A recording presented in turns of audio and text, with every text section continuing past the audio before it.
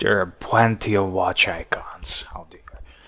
Speedmaster, Moonwatch, Submariner, Daytona, El Primero, and one of those icons is for sure Tag Heuer Monaco.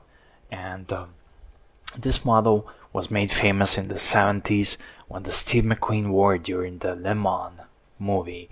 And the rest is, as they say, rest is history. The Monaco chronograph you see here, this is a second most recent reissue of this classic watch, and it looks and it resembles the authentic version very much.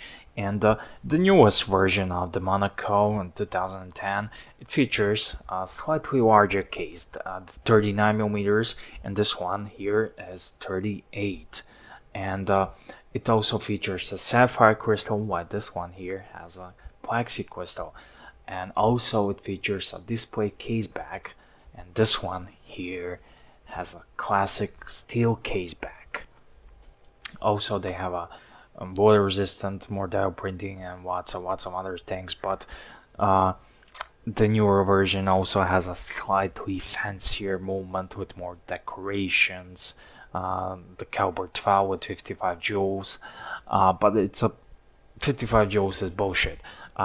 It's caliber 17 as in this one, and they are all based ETA 7750 movements. I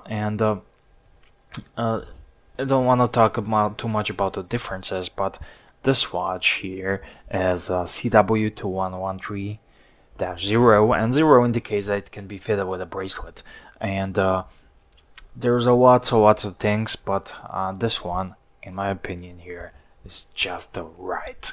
And it's called the Steve McQueen reissue, and this is a Steve McQueen Tag Heuer. It's a 38mm, has a plexi crystal, and it's just beautiful little watch that definitely deserves to find its place in a collection. This is one of those watches that when you put it on your wrist, or when you see it on someone else's wrist, you immediately know what's up, and that's what makes a watch an icon.